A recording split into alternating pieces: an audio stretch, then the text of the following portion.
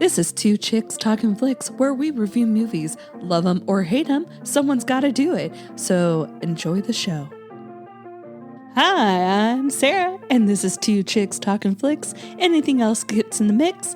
And today I'm joined with Claire from Why the Flick. Hello. Hi, I'm so excited to be here. I'm excited to have you. If people want to go and listen to the episode that we did on your podcast, where can they find it? So you can find me on Why the Flick.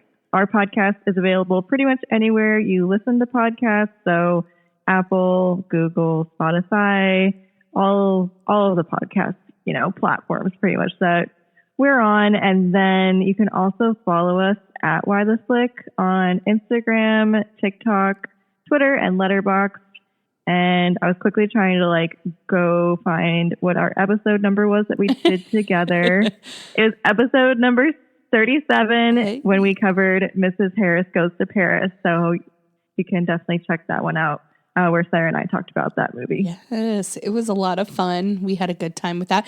And it's not in the same vein as this movie, but it gives me kind of the same feels a little bit. It's French. I'd say so. We talked about, France. So there's a check for that. And we talked about the fairy tale vibes of that movie. Yeah. And Beauty and the Beast is very much a fairy tale story. And she gets a dress. A lot of similarities there. Yes, the dress. Absolutely. And what could people expect from your podcast? What's it about? So we are similarly a movie podcast, and pretty much each episode I'll bring a different guest on, and we'll pick a movie together, and we'll ask each other why the flick did we pick this movie. And we'll go through and talk about a few different things within the movie itself, like takeaways and themes and favorite moments, all of that good stuff. And then we have a few different segments at the end of our episode. So we'll ask each other rhetorical questions. That is called Duh Flick. We also nominate a dick of the flick for the movies we watch, and then we rate them at the end. So there's a few fun things we do with the podcast. Yeah, and if you like a more structured, well thought out podcast, definitely check hers out. Oh my gosh. Oh, thank you. That is so kind. I feel like I'm always flying by the seat of my pants, to be honest. No, it was so organized. And oh, thank you. You sent me an email and I knew what to expect. I'm just kind of hey, so you want to come on? We'll talk this day. Yeah, absolutely. No, so I am a little structured with making sure I know how the guests know exactly how to join and everything. So yeah. I'm a little type A in that instance, but when we get to talking about the movie, I'm totally bouncing from here to there. And that's how a conversation goes, I feel. Mm-hmm. And I'm all about just letting it flow however it flows. Same. Agreed. So, what movie did you decide to review this week? So you asked me to pick a childhood favorite, and I sent you probably more options than needed. And because I have a lot of childhood favorites. Yeah. So we landed on Beauty and the Beast. Mm-hmm. And I picked this movie in particular because it is one of my favorite Disney movies of all time. Same. When I was a kid, I used to watch this movie constantly. Mm-hmm. It is the movie my parents probably got annoyed with me the most because that was the movie to me where I watched it, time and time again. This was back in the day when we had VHS tapes. So it's mm-hmm. As soon as the VHS tape ended, we'd roll it back and I'd watch it again. And I knew all the lines to the mm-hmm. movie. It just, it's stuck with me ever since. I love it so much. Same. It is so hard because people ask me well, what's your favorite Disney princess or favorite Disney movie? And I used to always say Beauty and the Beast. And, at times that may be true. But then other times I'm but I love Cinderella. And I cannot mm-hmm. decide which one. And I feel bad if I leave out Ariel. So I think they're in a 3-way tie. And it just depends on my personality that day, which one likes which one more. because I like all three of them. But I definitely probably have seen this movie more than any of the other two. Yeah, I would say this and Lion King I have probably seen the most. Mm-hmm. My favorite Disney movie is actually Lady and the Tramp. Oh, okay. I love that movie so much because I'm dog obsessed. But I'd say for like the one that I watched constantly, that it was this one. And for Disney princesses, Belle's my favorite for sure. But it's so hard to pick a favorite Disney movie because there's so many good ones. There's so many good ones. And then, some are Pixar, but they're Disney. So hard. So if you were to do a 30-second, overall, what is this movie about? What would you say? I'd say this movie is about a young woman who,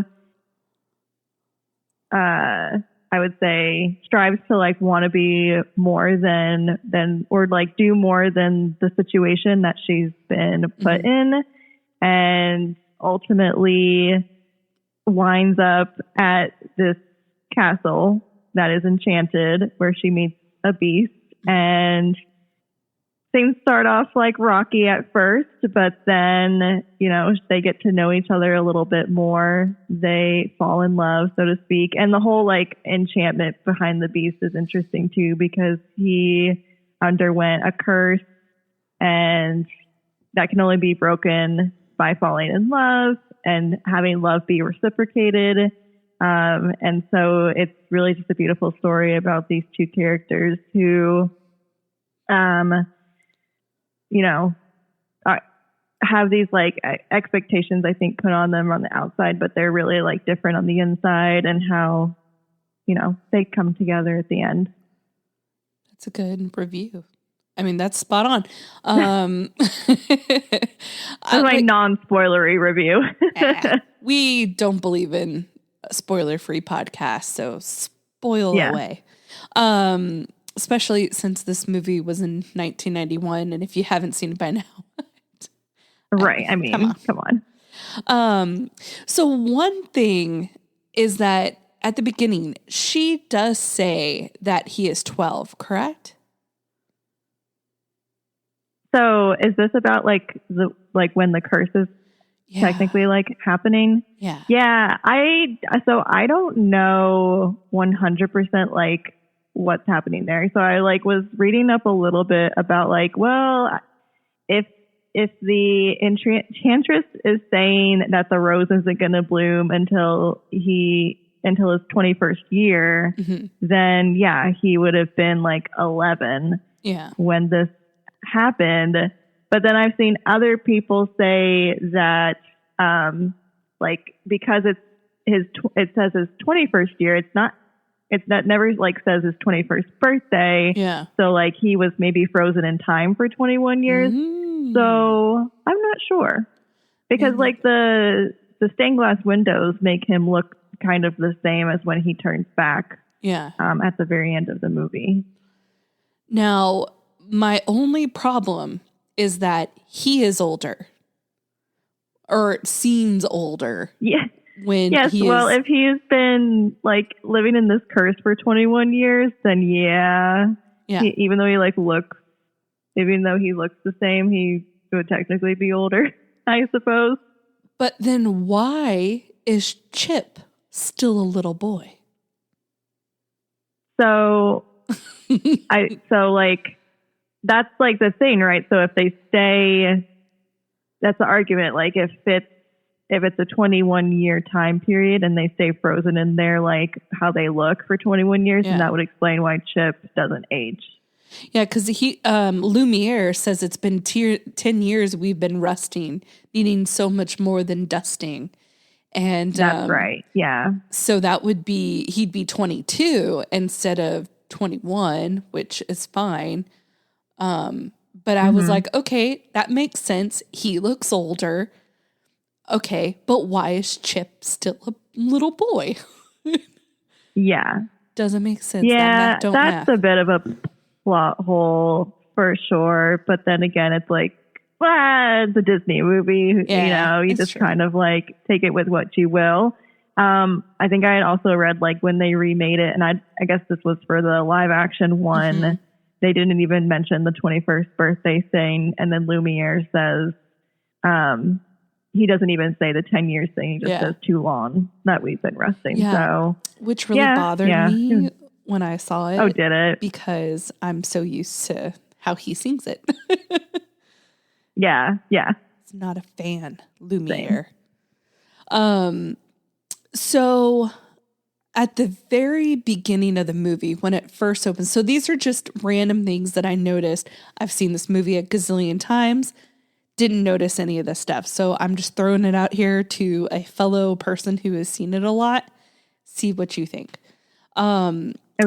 So in the very beginning, before we see the old lady has brought him a rose, we see like some animals in a pretty garden, whatever forest, and we see a deer, and the deer looks off just real quick, and I thought, is that Bambi's mom?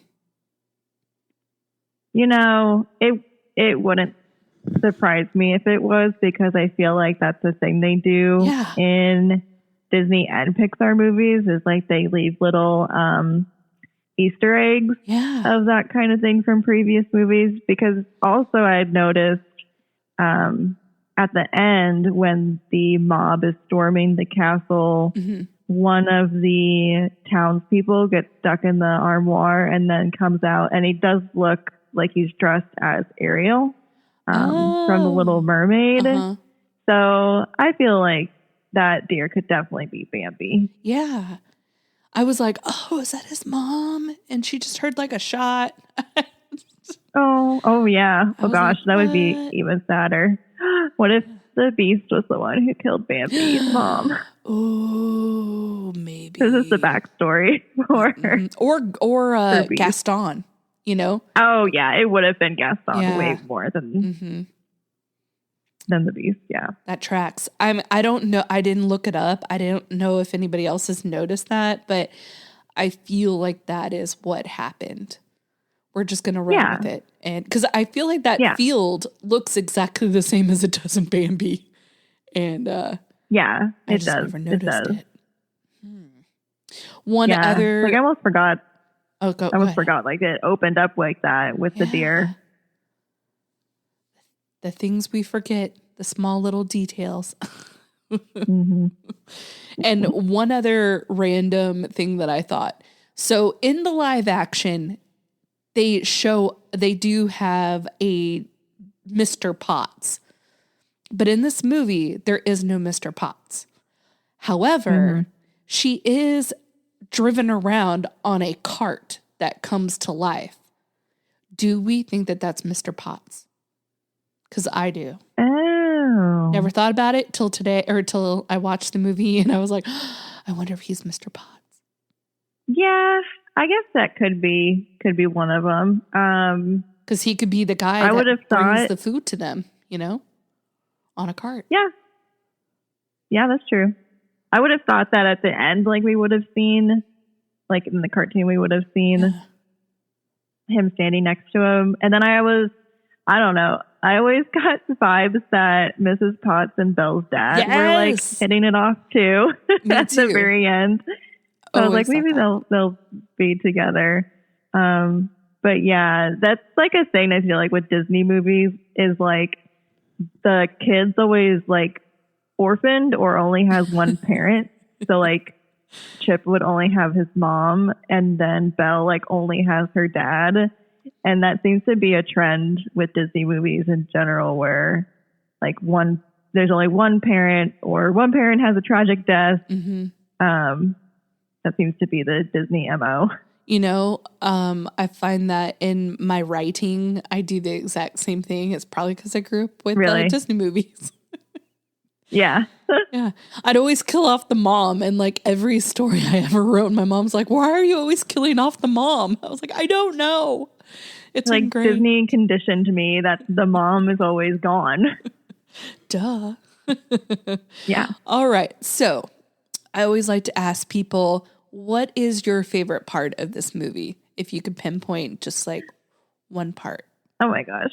It's so hard to pick a favorite part because there's so many great moments in this movie. But I mean, I'll say my part that I think I liked as a kid and then my part as an adult, because when I was a kid, like I said, I would always like, I knew all the words and I would actually put on like little shows for my parents, and I'd have my sister play the Beast and I would play Belle, and we would reenact moments. And this was a part like right after Beauty and the Beast where they dance. Belle is like asking, like wanting to like know where her dad is, and Beast goes, "There is a way." And my parents said like I would repeat that line all the time. I would always say that line. I don't think that's my favorite moment now. I think my favorite moment is actually like the Beauty and the Beast dance, because I think it's just a beautiful song and also like amazing animation. And like, I think it was using a form of like 3D animation that had never like been used before, at least like hadn't been used that much. And I don't know, I just think it's like a really beautiful scene, and it always makes me a little like emotional, and I don't know, I love how it looks so much. It's a good scene. It makes me want to go to that ride at Disney. I think it's like Disney Japan, or Paris. Really? It's one of those. I think it may be Paris. That would make more sense. But there's a ride and it takes you like, you sit in, I think, a teacup, and it takes you around the ballroom while a Belle and Beast are dancing. It's really cool. Oh my gosh. I love that. I know. I would die to go see that. I think I've been to Disney World Orlando, and I don't think I've been inside the castle, but the Beauty and the Beast castle that they built, but I've like been near it. And then we went to, I think it was actually Hollywood Studios, and they did the like whole like reenactment of the movie in like one of those 45-minute shows. And so that was really fun to get to watch. When I was in college, the local theater did the musical of Beauty and the Beast, and I was singing the entire time. I'm sure I pissed off a lot of people. I really don't care. Everybody sings along. I feel like, I mean, you have to like, and when I was in high school, my high school did a version of Beauty and the Beast for one of their shows. And at the time I was working at a restaurant, and the theater cast had come in. It was like maybe before the show was playing. And I noticed that they all took the mugs from the restaurant after they left. And then apparently they used them as mugs in the Gaston scene for like clinking the drinks together. And I was like, all right, that's okay. I'm sure they run out of drinks every night, or cups every night, probably breaking them. Yeah. So they have to get a new one somehow. Right. Definitely. But yeah, I'd say Beauty and the Beast song, like that's probably my favorite song, favorite scene. I mean, the end is great too. But yeah, what's your favorite? Oh, that is a good question. No one ever asked me that. Oh gosh. Okay. So I guess it's the montage probably of them falling in love. I think I love that part. Gotta love the library when she sees all the books, and but yeah, like when he's eating and he's like getting it all over his face, and then he learns to be a gentleman, and then when he's getting ready and his hair looks so stupid. I love all that. Oh yeah. Yeah. That when they like braid his mane. But I'd have to say Be Our Guest is probably my favorite. Overall, like musical number and favorite scene. When I was in high school, I was in a theater class, and our teacher gave us like a bucket of hats or something, accessories. And I picked out a French hat. I didn't know what I was going to do. And just all of a sudden, Be Our Guest. I became Lumiere and I just started singing the song to everybody. Amazing. It was fun. I don't think people enjoyed it, but I did. What? Oh, who wouldn't enjoy Be Our Guest? I mean, bring out into any Disney song and you're going to have a good time. Well, but I forgot that. Go ahead. Oh, I'm sorry. I forgot that Jerry Orbach was Lumiere. And I love him. Yeah, it's hard for me to like pick a favorite song even with this movie because I'm like, well, some days I have Be Our Guest stuck in my head. And then some days I have the Gaston song stuck in my head. And then some days I have Beauty and the Beast stuck in my head. And I think this is a Disney movie where as a whole, the soundtrack is one of my favorites. Like probably Lion King is probably first and then would be Beauty and the Beast for the entire soundtrack because every single song I feel like slaps. Yeah, my sister actually told me I needed to say this, that this soundtrack is her favorite. I was like, okay, I will. Yeah. I will put that down. I will let the masses know. Because every single song, it's hard to pick a favorite. They're all so freaking good.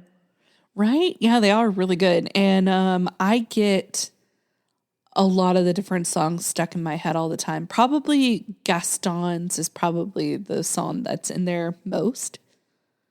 Yeah.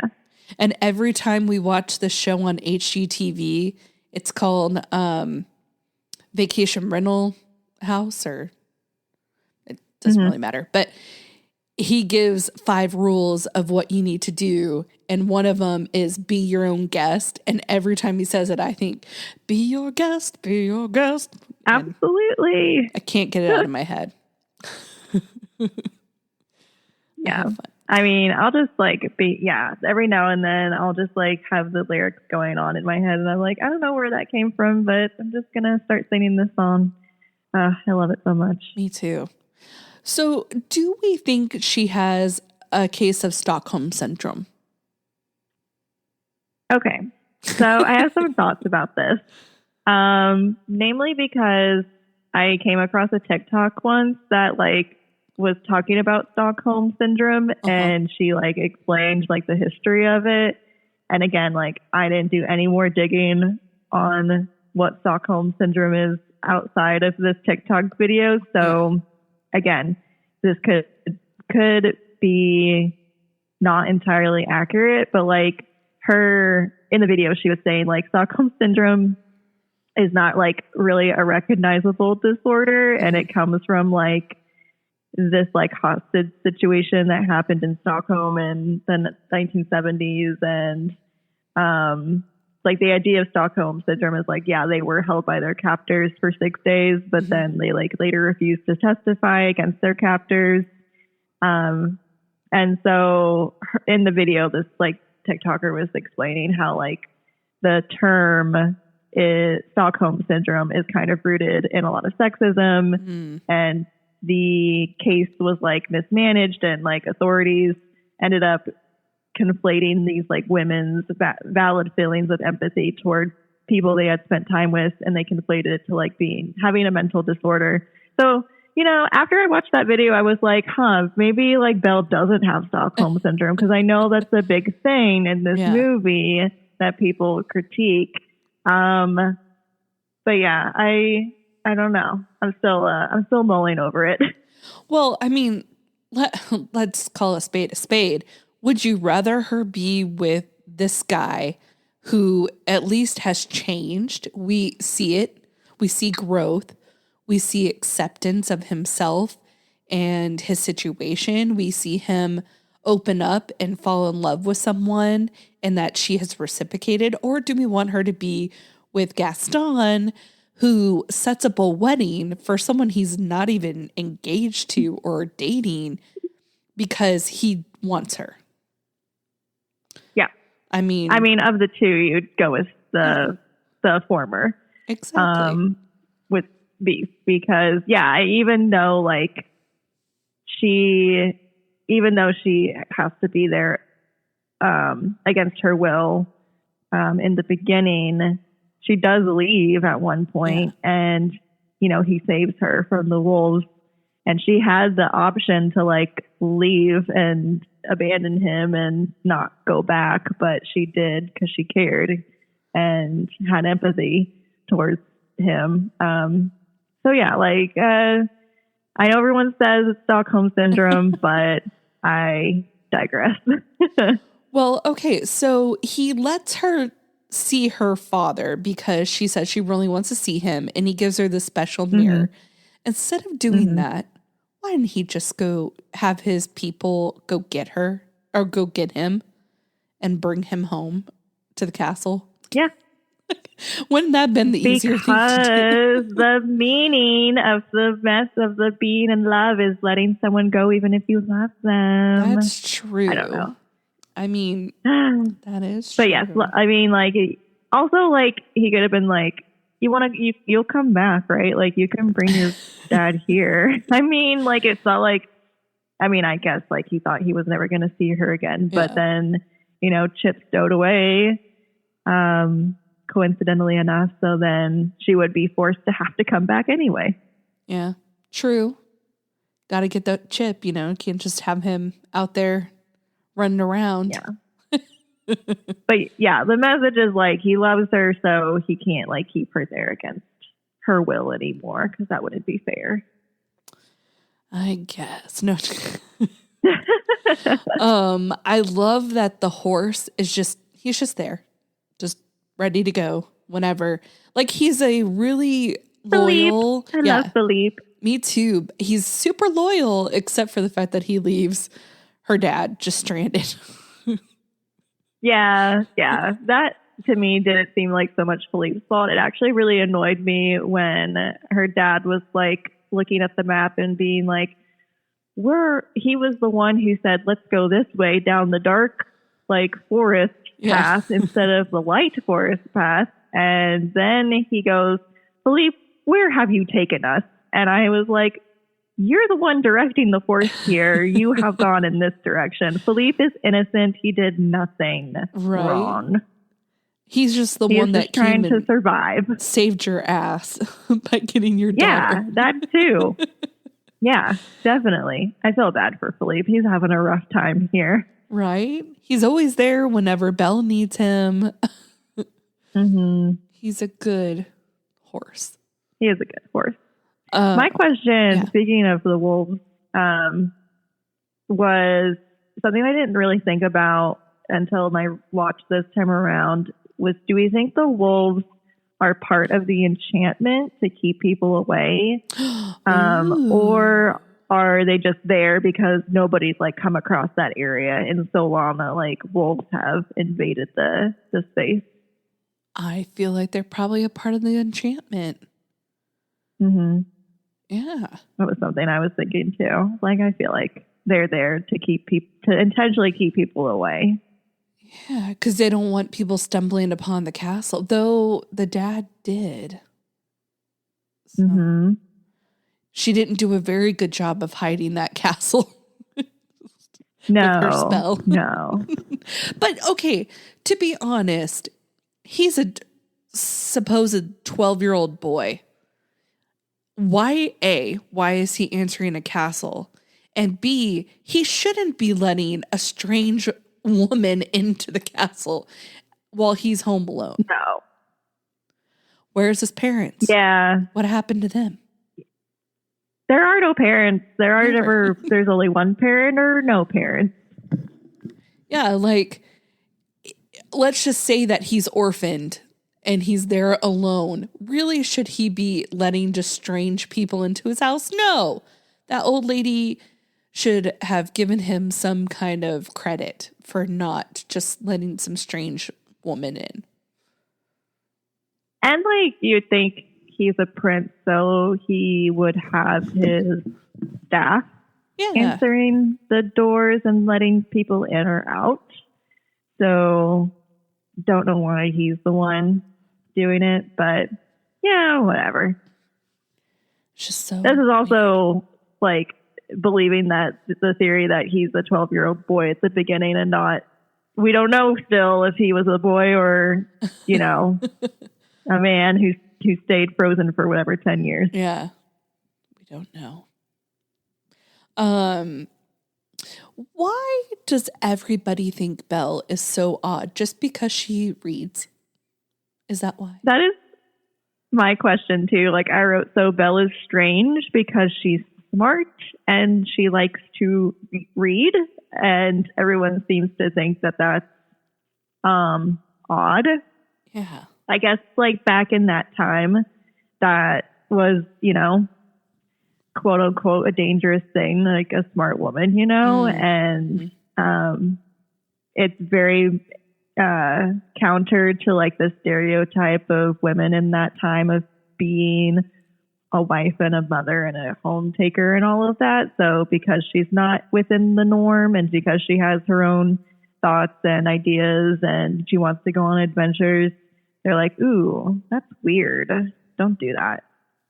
Yeah. And so it's a French town, but like nobody speaks French.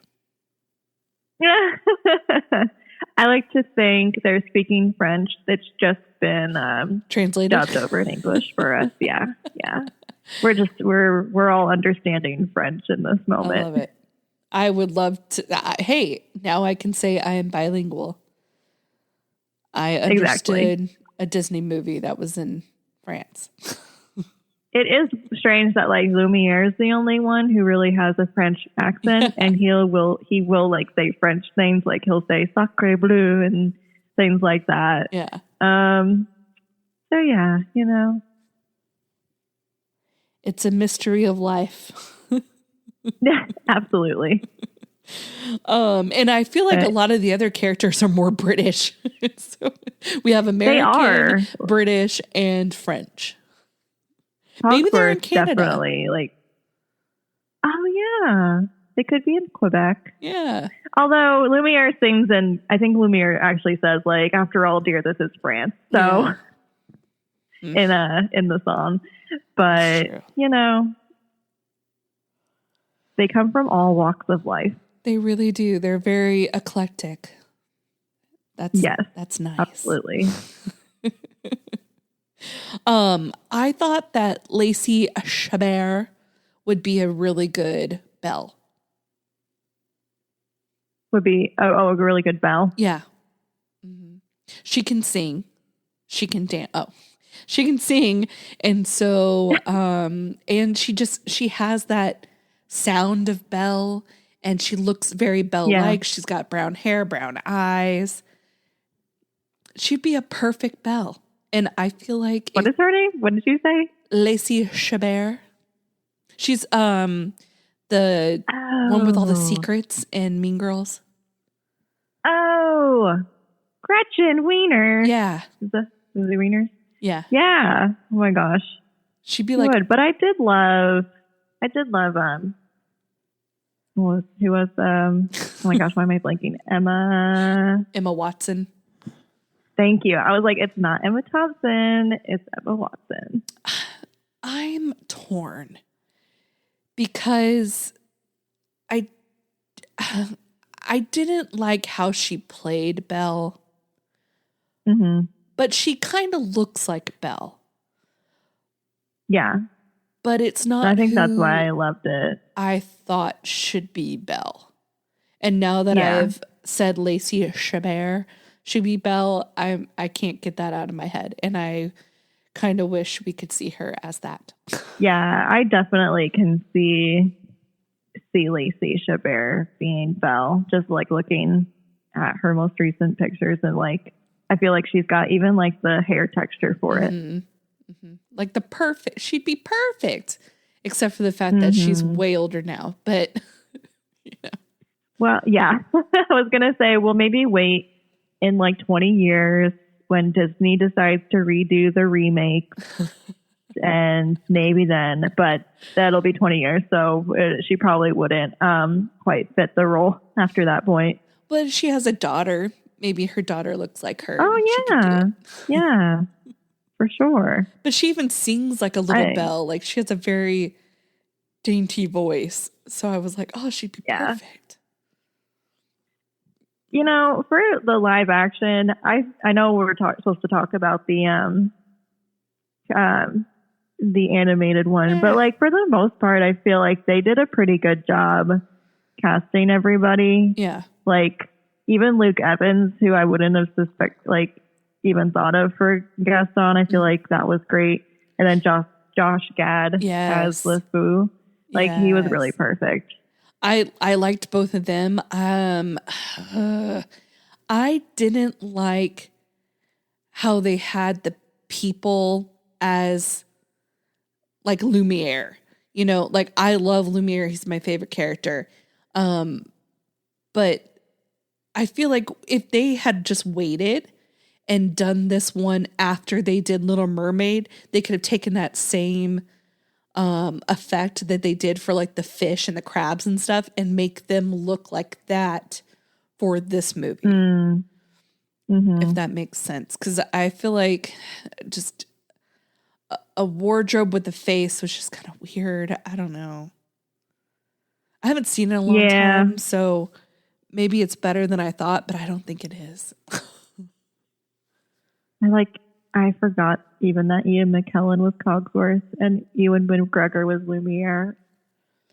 Though I do love, I actually put this down that LeFou is hiding as a snowman in the animated outside of Belle's house when she goes back to check on her dad. And Josh Gad played Lumiere in the live action and a snowman in Frozen. Hi. Hello. It's always such a weird feeling when I say something and then I'm done and then there's nothing. And I was like, hello? And I was like, oh yeah, it ended. Well, I was like talking mid-sentence and then I was like, oh, it's gone. It's okay. I don't think I had much to add other than I was like just like obsessed with looking through this cast list and remembering all the people from the live action. But that's the tangent I was going down. So what was the last thing you heard?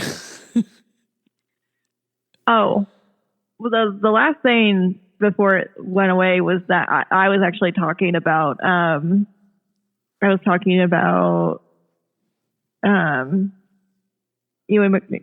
McKellen and Ewan McGregor, and then it cut off and I didn't hear anything you said. Oh, okay. Yeah, you had stopped talking. I was like, oh, okay. So then I said something. Sorry, that's probably why I was so abruptly stop talking. I got cut off. So what I was gonna say is that so I wrote this in my notes. LeFou in the animated is dressed as a snowman outside of Belle's house when she goes back to get her dad. And Josh Gad played LeFou and a snowman in Frozen. Weird. Oh my gosh, I wonder if they planned that. That would be really cool if they did. It would. Yeah. Such a through line. Also, if you are going to Disney World anytime soon, go to Gaston's Tavern. Get the LeFou drink. It is amazing. It is so good. It is I'll remember that. It's like oh gosh, what is it? It has like apple juice in it and like a hint of toasted mint marshmallow with this like citrusy flavored foam on top. I don't know. It is so good. It is hell worth it. And you get this mug. If you get the more expensive one, you get to keep the mug. So sweet. It was worth it. I wouldn't let you do that. I like saw about that before I went this past January and I was like, I'm getting that drink. And it was good. Yeah. I'll have to remember that next time. Yeah. I feel like every time we go to Disney World and Magic Kingdom, my husband and I always get dinner at Tony's, which is the Lady and the Tramp inspired restaurant. We love it there. Well, I love it there. I mean, It's a fun time. And like I said, I love Lady and the Tramp. I had never been until I went in January, and one of the footmen outside of Cinderella's castle saw me taking pictures of Gus Gus and oh god, I can't think of the other mouse's name. It doesn't matter. But I was taking pictures of them and Cinderella, and he was like, "Did you see the statues of Gus and oh yeah." And I was like, "No, where?" And he like told me where they were. I was able to go get other pictures of them. Oh, so excited. I was wearing are they like the little statues in front of the Magic Castle? They have some there, and then they also had, because I went when they were doing their 50 years celebration, and they had all these golden statues everywhere. Oh, nice. Yeah, and so I went around and was taking pictures of all that as well. And I was wearing a Gus Gus t-shirt. So oh, he was like, "Oh, you're a fan. Go check these out." And I was like, "Okay, thank you." One of my favorite things I got from Disney World is it's a piece of like small artwork, but it's all the Disney dogs together. Aww. So it's like a portrait of all of them painted together. Like some are up at the top, some are at the bottom, and then some are at the middle. Excuse me. So yeah, that's one of my favorite things. Does it have all 101 Dalmatians? I think it might have just Pongo and Purdy. I'll have to go back and and maybe like some of the puppies.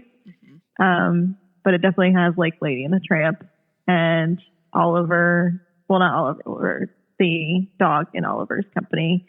I'm trying to think of a few others, but I can't off the top of my head. There's just some movies that I will not review, and All Dogs Go to Heaven is one of them. Oh. Marley and Me is one of them. And there's another one that's similar to Marley and Me. Just not going to do it.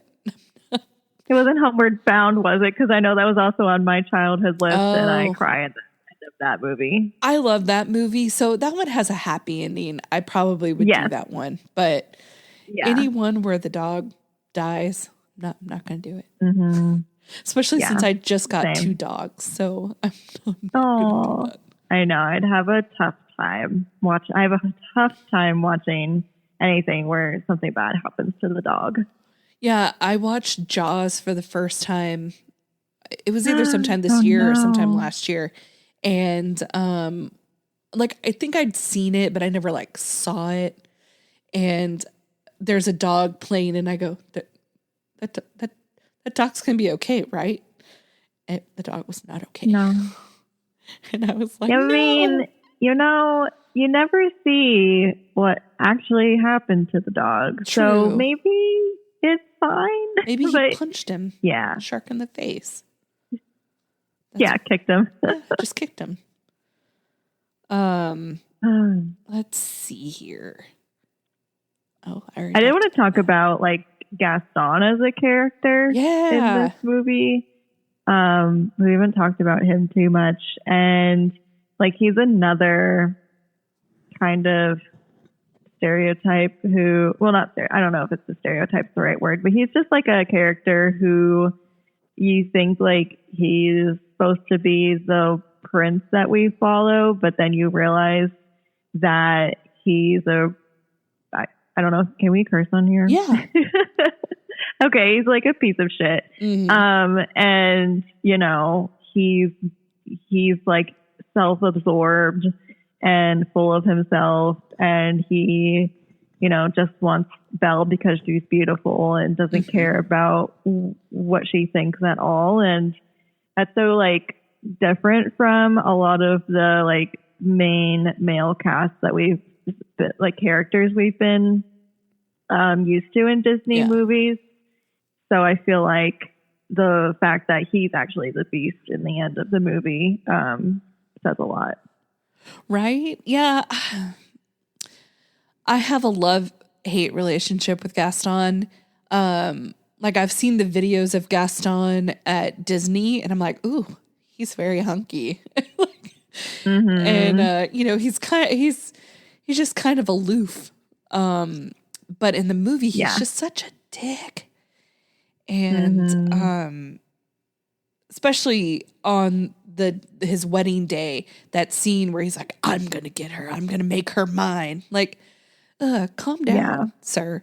There are He's and several people throwing themselves at you. Just go after one of them. yeah, and he thinks he's just such like the hot shit that she's just gonna say yes to him because he thinks he's God's gift to Earth. And then she's like, oh, I couldn't ever, like, how could he ever think I wanted to like be with him?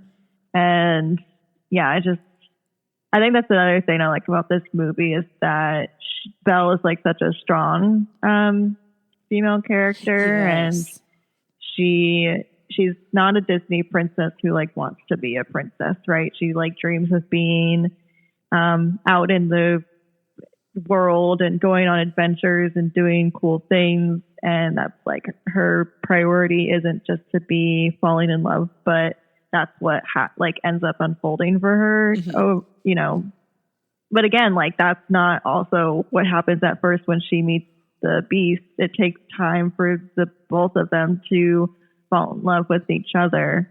And I think I also love Belle because like I feel like she was to me like the first Disney princess that looked like me, like with brown hair. And she loved to read and I love to read, so I feel like I related to her on a lot of levels. Yeah, I really love how she is so independent and doesn't really care what the social norm is, and she just kind of does her own thing. And but we have both those guys and they're very similar at first when we first meet them. Yeah. But again, like we talked about earlier, the Beast is able to change and to grow, and we see more of his personality. Gaston's just a one note person. He just loves himself, really. And he definitely, if this was like a real movie and it was real life, he would definitely be the murderer and kill his wife. Like, yeah, he's giving 100%. me that energy. Like, he definitely killed his wife. Oh, yeah. Yeah, the similarities between Gaston and Beast are really like more so in the beginning of the movie. And like I was reading about how like they were even drawn to have physical similarities to each other. And then like with the colors too of what they're wearing, like Gaston wears red a lot. Well, he wears it like the entire time of the movie, but then the Beast wears a red cape at the beginning, but then as he falls in love with Belle, it changes to blue, and we know Belle wears a blue dress. So like there's a lot of symbolism there too of the growth that Beast is having. Yeah. And one of my favorite memes is that's a weird flex. And it has Belle and Gaston. And he's like, where he's talking about his decorations and just whatever nonsense he says in his song. I just really like that. That's a weird flex. Bro. Yeah. Yeah, definitely. Well, and did you know that her blue dress is supposed to be inspired by Dorothy from Wizard of Oz? I did read that. Yeah. I was like, I could see that now. Like when I think of Dorothy from Wizard of Oz and I think of Belle in the blue dress, I'm like, yeah, I totally see that comparison. Yeah, I was like, wow, okay. I didn't know that until now. And she like has so many, well, maybe she only has like 3, but I feel like she has multiple wardrobe changes. Maybe she's got like 3 or 4, because I feel like when she's in the castle, she goes through a couple, and then she obviously has the beautiful yellow gown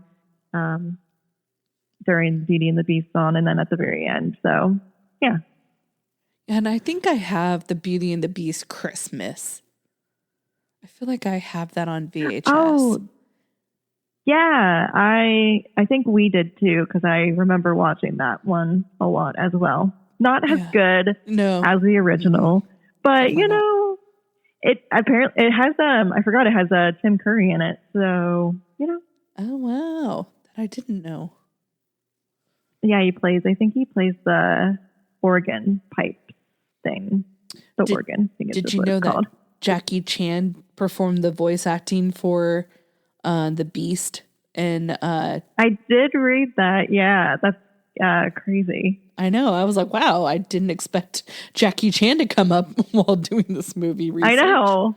What a surprise. Yeah. All right. Jackie Chan. Let's see here. I love Papa. I have something with little men. Like I just think they're so adorable and cute, and he must be the reason that I think that, because he's just so like a little and adorable, and I know. I love him. He is. He really is. Like, as much as like I was annoyed with him for how he treated Philippe, like he's just like doing his best, and he's just like he's just a little inventor trying to make something that will chop wood easily. And I love his relationship with his daughter Belle, and like they're so cute together. And yeah, like he's very sweet. It's really sad, like later in the movie when everyone tries to pin him as like a quote unquote crazy person, and like that he has mental health issues and needs to go to an insane asylum. And that seemed to escalate so quickly, right? Because nobody believes that, that he encountered this big beast creature. I felt really bad for him. Yeah, and they always call him crazy old Maurice. Like, why is he so crazy? To me, he seemed actually like someone who never got out into town, and like no one probably even knew he was there. So how is he so crazy? He's just crazy because he comes up with these innovative inventions. He is just ahead of his time. Right. Much like Belle. True. So true. One thing that I noticed was when the townspeople go to the castle, they stop halfway, they chop down a tree, and then they carry that heavy ass tree all the way to the castle. And I thought, there's not a single tree closer to the castle that you guys could have stopped and grabbed. Just seems silly. I don't think these townsfolk are the brightest in the bunch. And mob mentality will make you probably do crazy things. So yeah, they're not quite thinking through. They're just going along with the song, and they're like, this feels right in this moment to chop down this tree and lug it all the way up this hill. I guess. They found the castle very easily. Right. No trouble at all. No wolves. They're all gone. Yeah. But my question is, how do you explain to someone that you got beat up by furniture? Yeah. Yeah. Like, did they all just make a pact? That's a good question. Not to talk about it? We'll never speak of this again, guys. This was a terrible, terrible idea. I mean, I feel like I can get beat up just running into furniture, my own furniture every now and then. So maybe they'll just go with that. They'll just say, yeah, I ran into the couch. Oops. I ran into this chair. Oops. You should have seen me with my candelabra. It really got me. Did you catch the Cogsworth, I think? I don't know if this is the case, but he looked like he was dressed as Napoleon Bonaparte. Yeah. At the end of the movie, and I was like, okay. Well, he's a short king, I guess. Yes. Which I found out he's not short. Napoleon, what, the actor? He actually wasn't short. He was like 5'7". Oh my God. Which is average. My co-host, April, she told me about that one time when we were recording, and I was like, what? She's like, yeah, people always think he was short, but he actually wasn't short. Huh. Yeah, I didn't know that. I love that Angela Lansbury plays Mrs. Potts. And that she sings the song too in Beauty and the Beast, because I feel like it makes it so sweet and special. And I think I had read like she wasn't maybe intentionally at first going to sing that song, but then the directors asked her to just record one once to have a backup, and that's what they ended up using. I don't know if that's entirely accurate, but yeah, I read the same thing. I think she makes that song for sure. Oh yeah, but I still do love the Celine Dion. Oh yeah, It's so good. I can't think of the other guy. As soon as I didn't grab his name, but like the Celine Dion rendition at the end. I think that was also the first time that they had done like a new like rendition of a song playing over the credits from like a popular artist for a Disney movie. So like that was cool. But yeah, as soon as that came on, I was like, oh yes. But I gotta tell you, I don't like the Ariana John Legend version as much. Mm-hmm. From the live action. Wasn't the same. Yeah. It didn't hit the same. I could see that. Didn't hit, yeah. No. Nothing, okay, like, I feel like I used to be such a Disney purist where I was, like, so mad at a remake if it didn't follow the original to a T. Yeah. But I've changed since then, and I've also come to the realization that, to me, I don't think the remakes will ever be as good as the animated ones, because the animated ones are like so ingrained in me from childhood. So I've learned to separate the two and appreciate the remakes for what they are, separate from the animated ones. I don't know. That Ariel was really, really, really good. It was. It definitely is the best of all the remakes.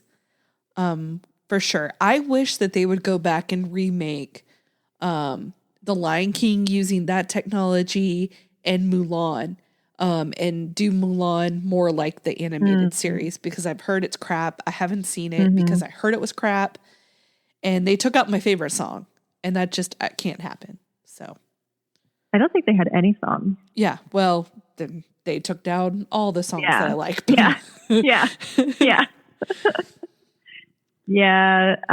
Lion King for me, that was like the truest to the original as far as storyline goes, and even like word for word dialogue. But the way that the lions and all the animals looked, it was just so realistic that there was no expression really. And I think there needs to still like be a bit of expression on their faces versus me just like watching a lion speak and there's like nothing happening with their eyes. I actually really liked Jungle Book. I think that was one of the first, if not the first ones that they did. And that's surprising to me because it does deviate from the original a little bit more.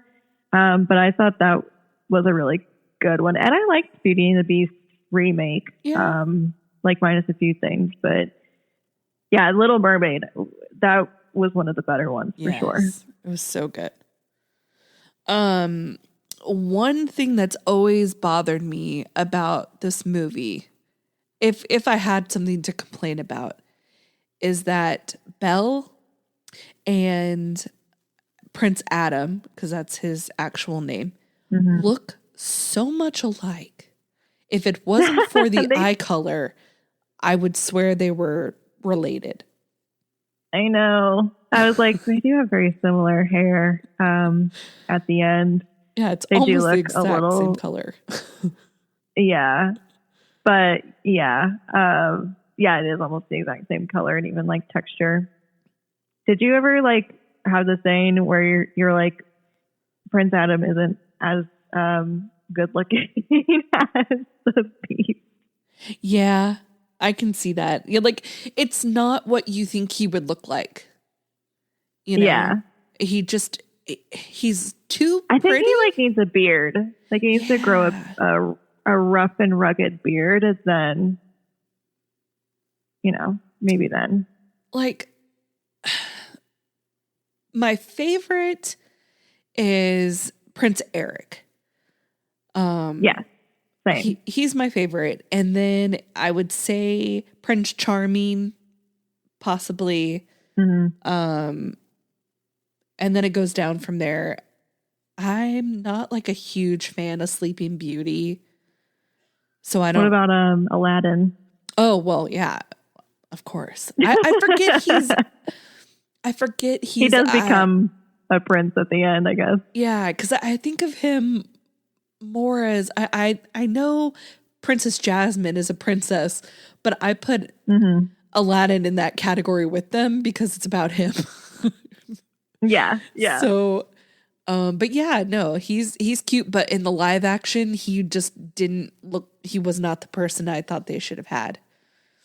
I've gone on and on about this, but I did not care for the live action Aladdin. That was one of my least favorites. I liked the movie. I just did not care for who was playing Aladdin, and it bothered me the entire time. Yeah. Because there's this guy from this TV show I used to watch that looks exactly like a real life Aladdin, and he 100% should have played him, and he didn't. He auditioned for it, but he didn't get it, and it bothered me. Hard to like a movie if you don't like the lead. Well, and I felt that way going into Ariel, and I was completely wrong. She was fantastic. When I first heard that they were going to do the movie, I thought it should be Emma Stone. That was in my head because she is pale and she has red hair and she can sing. And I was like, she would be perfect. So I was just like, oh, who is this Haley Bailey? I was like, okay, I don't know about that, but she was fantastic. Oh yeah. She had a beautiful voice. I loved her in that movie. She was great. So, and she just had I feel like she embodied Ariel too. I believed her as Ariel, and I believed hers and Eric's love too. And he was so a lot more than anything else. So yeah, I like them together. Yeah. That also reminds me, in the ending of Beauty and the Beast, I don't know if I've ever seen a more romantic kiss between two Disney princess and prince, and I was just love it, and that's love. So this love. Is there anything else about this movie that you love or hate or wonder about? I think the only other thing that I wanted to mention with this movie is just between Belle and Beast's dynamic together, and how they change over the course of the movie. I think it's important that when she's taking care of him after he had rescued her from the wolves, that he's still kind of being an ass to her. Yeah. After all of that. And she's like, well, if you didn't scare me, I wouldn't have left. And he said, well, you shouldn't have been in the West Wing. And she says, well, you should control your temper. And I just love that she goes toe to toe with him, and she's not afraid to back down. And she really stands up for herself and puts him in his place. And I think that, makes him realize that, oh, I'm not right all the time, and I was wrong in this instance. And I think that just sets the path to endear him to her. So yeah, I just wanted to mention that. Yeah, and it makes me wonder if the two actors that were filming, especially that scene, if they were in the same booth together. Because that would have been cool. Yeah, if they were, then that explains why they have such passion. And you can it reminds me kind of like a Hallmark movie. They're not getting along, but they're right for each other, and and they're in the middle of their project, and they are going at it, and then then they fall in love. Yeah, definitely. All right. Oh yeah. Oh, sorry. I was going to ask one more thing. Yeah. Did this movie ever scare you, like when you were a kid? Because I feel like I was watching this and remembering, oh yeah, there were definitely parts to me where I felt terrified, like especially with the wolves, but then also like when Belle's dad first encounters Beast, and like that whole scene like freaked me out, I think, when I was little. But yeah. No, I don't think so. But also as a child, just me. I was scared. I dressed as Chucky, so you know. Okay, never mind. It's just me. I'm probably not the best person to ask. Yeah, because I had an older sister. I mean, I don't think it like. Yeah, I don't think it like. It didn't traumatize me like some of the other movies I've seen in my childhood. Like Dark Crystal, I think, really did a number on me. But you know, there's some scary moments for me when I was little. But not saying that obviously I didn't care because I watched this movie nonstop, so it's fine. Arachnophobia really messed me up as a kid. Oh, yeah, and that'll do it. It did not scare me because of the clown. What did scare me is I have an irrational fear of drainage ditches. I don't like to be around them, and I'm terrified I'm going to drop something in it. So if I go past one, or like even those grates in the ground that have like the little whatever, I hold my stuff for dear life because I do not want it to fall down the grate. I feel like that when I walk across them. I don't want to like fall in the grate. Yeah. I'm really like, Georgie makes me so mad. Anytime I watch that movie, I'm like, damn it, Georgie, stop it. Stop it, Georgie. Get away. You're going to fall down the grate. But the clown doesn't freak me out. But, you know. Cool. But all right. Well, we have one last thing to do. So we like to rate our movies 1 out of 10, 10 being the best. And then we rate it out of something out of the movie. So if you wanted to give it like a 7 out of 10, Gaston's or... something of that nature. So what would you rate this movie? Okay. I'm going to rate this movie 9 out of 10 Enchanted Roses. Yes. I love this movie so much. And like I mentioned already that, you know, I knew all the words to the movie. Don't know them now, but it's interesting when I was watching it that I could realize or at least recognize things that are in this movie that I still say today. Like when Gaston was saying, or he's singing, I've been thinking, and LeFou says, that's a dangerous pastime. Like, I feel like I'll say that if someone says, I've been thinking, I'll be like, that's dangerous. Or I'll say, you know, something snarky. And I'm like, wow, there's so much in this movie that I still take with me today. But yeah, like I mentioned, Belle's my favorite Disney princess. I love the soundtrack. I have such a good time watching this movie, and I just love it. It's so good. So yeah, 9 out of 10 Enchanted Roses. I love it. I'm going to give it, probably a 9 out of 10 Lumieres, because I love him and he's hilarious. And Jerry Orbach will always be Baby's daddy from Dirty Dancing. I was trying to explain who Jerry Orbach was to my sister, and I said, "Oh my God, it's Baby's daddy from Dirty Dancing." And she goes, "You could have just said from Law and Order." And I was like, "I don't know him from Law and Order, okay? I know him as her dad from Dirty Dancing." I would more so know him from Dirty Dancing. So, thank you. Yeah. Thank you for making me feel better, because that's how I know. I'm always happy to validate. Yes. Thank you. Well, again, if people want to contact you and let you know what their frightening moment from this movie is, where can they find you? Yeah, so like I mentioned, you can find me at Why the Flick on Instagram, TikTok, Twitter, and Letterboxd. Those are the social platforms that we're on. And then, we're Why the Flick podcast. So Like I mentioned, you can find us anywhere you listen to podcasts.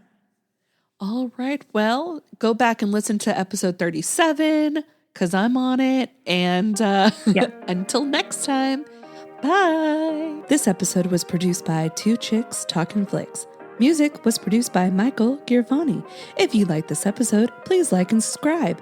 If you'd like to be a part of the show, have a movie suggestion, or just want to give us some love, you can email us at twochickstalkinflicks@gmail.com. Thanks, guys. Toodles.